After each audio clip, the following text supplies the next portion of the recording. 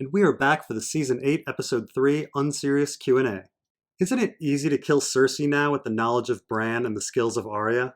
Well, yes, it would be easy if you had just their skills. Wolverine rolling around the Bran 9000 would be unstoppable. It's really an epic force that the world has never reckoned with and very difficult to even comprehend. But you also have to remember that it's a package deal. They also have Sam's clumsiness, Tyrion's reasoning, Kit Harington's depression, Emilia Clarke's capriciousness, and Davos's uselessness all weighing them down. They really cancel each other out, and the only reason the Bran 9000 and Wolverine won last episode is that the other characters were predisposed. What happened to Ghost? Why even show him running next to Jorah at the beginning of the battle if we're not going to see him anymore during the entire episode? Did he die? Turn into a white? Did he even do anything besides running? Well, as it turns out, there is a deleted scene where Ghost retreats from the charge, runs back to the castle with a tennis ball, and brings it to Alys Karstark in the Godswood. Alys Karstark then takes Ghost out of Postern Gate, where there's no fighting, and the two proceed to play catch for the first half of the battle, and then she proceeds to rub Ghost's belly for the second half of the battle. Sadly, this scene was cut in order to make more time for the Night King walking. Are you also disappointed that Wolverine didn't yell out her battle cry while parachuting in behind the Night King? Oysters, clams, and cockles! Well, as it turns out, that's not really her battle cry per se, it's her death list. As it turns out, Wolverine really hates shellfish, and many people think she went to Bravos because of Jaqen. In fact, it was to murder as many mollusks as possible. And we really have to ask ourselves, who benefits the most if the Night King wins? Oysters, clams, and cockles. How did Wolverine manage to turn off all background noise in the library while the biggest battle in TV history was going on outside? I assume it's faceless men magic, but I could be wrong. Well, what you're forgetting is there is a phenomenon called noise cancellation. When two sound waves with opposite polarity strike each other, there's destructive interference canceling the noise. So, say we have the loud sound of the battle on one side of the library, and then on the other side of the library, we have the inverse groans of viewers exasperated at how stupid the fucking library scene was. The two sets of sounds will actually interfere and cancel each other out, thus explaining the silence. Do you think Wolverine went outside to use one of the catapults and that's how she got in there so fast and why none of the other White Walker generals could stop her? That's a solid idea, and I would put it at number 10 of possible ways Wolverine got to the Night King. Number 9, the Bran 9000 skin changed a bunch of ravens and lifted her up and carried her like those eagles in Lord of the Rings and dropped her in. Number 8, she covered herself in guts and pretended she was a zombie, Walking Dead style, and stumbled into the area. Number 7, she swam in from a thermal pool. You see, they're all connected underground, so she jumped in one outside, swam for a while, and then leapt out of the thermal pool next to the heart tree. Number 6, she hid inside Bronzion Royce's breastplate of invisibility, and he just walked her in. Number 5, she climbed up a tower, and Jaime pushed her out. Number 4, she got one of her superpowered dead ancestors to punch a rock, and then she rode it in like a surfboard. Number 3, the Bran 9000 time-traveled 90 years into the past and warped a giant, messing with his head, and left him only able to say the word toaster. And then after nearly a century of being considered a simpleton giant, he's killed and assimilated into the Night's King army, only to make it to Winterfell and finally fulfilling his destiny to toss my sister. Number 2, Wolverine is a White Walker. Think about it, dude. Think about it. And the most likely way that Wolverine got into the Godswood to attack the Night King is, after Littlefinger died, she got the jetpack.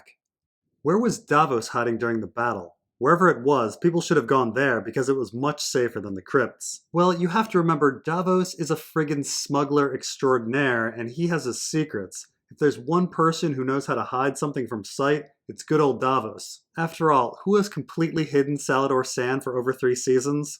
Davos Seaworth. Who has completely hidden from everyone the fact that he has a wife, children, and land in the Stormlands for over 3 seasons? Davos Seaworth. And who has completely hidden from the viewer any purpose for his character existing in our story at all for over 3 seasons? Davos Seaworth. Could Night King resurrect Bran's legs? Imagine undead Jaime's hand carrying Ned Stark's head and Theon's pee-pee crawling behind them. It would be interesting to see if all of these murdered body parts could fit together into a whole body.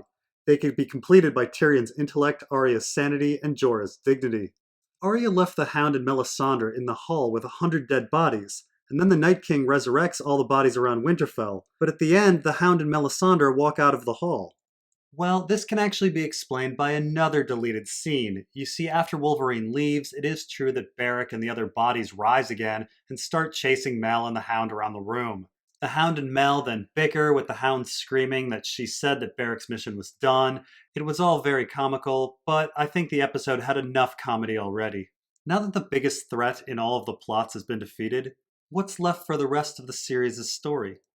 Well, there's actually quite a few pressing stories left to be told, and I'm not sure they're going to fit them in. For example, we never really found out if the captain's daughter from season 2 gets punished for sleeping with Theon. Also, what did Pod do with the money that the sex workers returned to him? We never find out. Did Tala Tarly ever marry Simon Fossaway with the yellow teeth? Did Ed Sheeran survive the war? How did that acting troupe in Bravos fare after the death of the lead actress and the disfigurement of her understudy? Did Olivar ever start his own brothel? Did Ilan Payne ever get a new job? How is Timett, son of Timett, faring in King's Landing? Is Robin Aaron's Falcon still alive? And who sweeps and washes the bodies at the House of Black and White now? Did that sailor in Bravos ever find insurance for his ship after being turned down? Did Freya Frey, Janaea Frey, Kitty Frey, Mariana Frey, Mary Frey, Nayela Frey, Sarah Frey, Sarah Frey, Cherie Frey, Walda Frey, and Waldra Frey ever find husbands after Robb turned them down? Is Lolly Stokeworth having trouble finding a place to live, or is she on better terms with her sister? Did Maester Ebros ever get all of those books transcribed? Let's hope that at least a few of these essential plot lines are resolved in the next few episodes. With irregular seasons, how do they tell the age of children? Well, obviously, with irregular seasons, you can't use the sun to determine the year. However, the moon may be helpful. So say 12 moons have passed and the moon is crescent waxing, and the plot requires that a child be protected to show off the heroicness of a character like Sam, or killed to show off the viciousness of a character like Ramsay, then the child is under 3 and will always remain under 3. Now, if 12 moons have passed and the moon is crescent waning, and the plot requires them to fight and kill others in battle, as with Lyanna Mormont, then the child is between the ages of 10 and 16. And if 12 moons have passed and the moon is full, and the plot requires them to have sex, as with Tommen and Arya, then the child is 16 if a boy and 18 if a girl. Get this, Barristan is still alive in Winterfell with a Valyrian sword. He faces the Night King when he falls off his dragon. Dany charges with Drogon like she did and roasts the Night King. Barristan charges and finishes off the Night King as the flames drop, but the Night King draws his sword and kills him. This way we get the surprise of the Night King not burning at the same time we have a fitting death for Selmy. Surprising and nothing to do with his fighting abilities. Well, I do like the idea of inserting Barristan in nearly every scene. For example, picture this. Barristan goes down to the forge to observe Gendry making weapons for the big battle. Barristan then asks whether or not Gendry has finished the weapon he requested for him. Gendry has not, but after Barristan throws some dragonglass arrowheads into the wall, Gendry declares that he will get right on it. Later that night, Gendry arrives with the completed weapon, and Barristan asks him how many times he's had sex, Barristan himself being a virgin, but wanting to experience it once before he may die. Gendry stammers, but Barristan kisses him, and he proceeds to undress. The audience is treated to a little bit of Barristan's side nipple. Gendry then proceeds to take Barristan's virginity. Who's going to be the one to tell Gilly and baby Sam all of their brothers are dead? Well, I imagine their sisters were in that army of whites as well. Really, the entire Craster clan went down that night. So is the Catspaw dagger meant to be Lightbringer now? How does that even work? So there are a lot of questions in the comments about if and how Arya and the Catspaw dagger fit the Azor Ahai and Lightbringer prophecy. And we have to remember that Lightbringer isn't so much a physical weapon as a metaphorical idea. And getting a bit more specific on this, the dagger isn't the weapon, Arya herself is the weapon. She is Lightbringer. So how can this be? Well, let's first remember the legend of Azor Ahai. Azor Ahai needed to forge a hero's weapon, so he labored 30 days and 30 nights until it was done, and then he attempted to temper it in water. It shattered. He then labored 50 days and 50 nights until a second weapon was ready, and attempted to temper it in a lion. It shattered again. And finally he labored for 100 days and 100 nights for a third weapon, and tried to temper it in his love, Nissa Nissa. So we have 3 trials for the creation of Lightbringer, one with water, one with a lion, and one with one's love. Now remember, Arya is a weapon for the House of Black and White, and what did they make her do there? Mainly washing floors and washing bodies, with water, over and over. After this, we follow Arya to her next phase. She travels around the Riverlands where she is brought into a circle with Ed Sheeran, a Lannister man, a lion, singing a song about Tyrion, another lion. And finally at Winterfell, we have Arya plunged into a sex scene with her love, or the closest thing Arya has to love, Gendry. And when we look at Arya with the water, Arya with the lion, and Arya with her love, we can see a very striking similarity between these three scenes. They're all absolutely pointless wastes of time.